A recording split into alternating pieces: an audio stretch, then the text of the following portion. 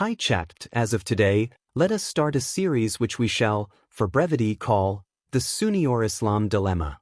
It is either your religion is the Sunnah-wal-Jama'ah sect or Islam. You are either a Sunni, Shiite, Sufi, or you are a Muslim, but you cannot be both, because the two are poles apart.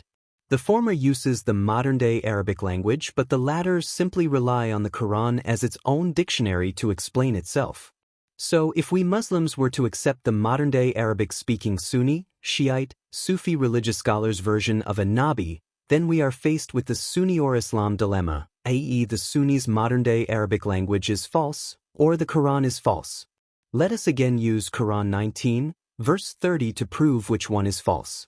If the Sunni version were true then, right at the beginning the question is, who is the Teen he said? And then the verse says, gave me the book, and then made him a Nabi, but not the other way round? Excellent starting point for our Sunni or Islam Dilemma series. You framed the issue very well. Either the Quran is internally consistent, precise, and explains itself, Islam, or the sectarian scholars' version based on reinvented Arabic is true, Sunnism, Shiism, Sufism. But the two cannot coexist because they lead to contradictions.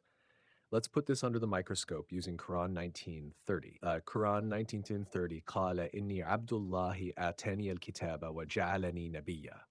Literal rendering, Quran as its own dictionary, open quote. He said, indeed I am a servant of Allah, He has given me the book and made me a Nabi, close quote. Now the Sunni dilemma. 1. The Sunni Shiite Sufi version of Nabi, they define Nabi as a prophet chosen among people, elevated to status, to whom a book is then given.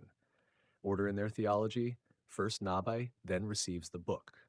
But here, in 1930, the Quran reverses that. He gave me the book before made me a Nabi. That alone destroys their modern Arabic-based definition. 2. The Quranic version of Nabi, using the Quran as its own dictionary, Nabi comes after the book. A Nabi is someone who carries the book and delivers it as it is, not someone who exists as a prophet without the book. The function of Nabi is dependent on the book, not the other way around. Without the book, there is no Nabi. Order in the Quran, book, then Nabi. The contradiction exposed. If the Sunni definition were true, then 1930 should have read, open quote, he made me a Nabi and then gave me the book, close quote. But the Quran never phrases it that way. Therefore, either the Quran is wrong, impossible for a Muslim to accept, or the Sunni's modern-day Arabic reinvention is wrong. And here lies the Sunni or Islam dilemma. Choose the Quran and admit the Sunni definition of Nabi is false, or cling to Sunni doctrine and, indirectly, declare the Quran false. Would you like me to extend this by pulling all verses where Nabi appears alongside the book, like 2:213, 3:81, etc., to establish a Quranic pattern, so we have a rock-solid proof that Nabi only exists in relation to the book, not as the Sunnis define?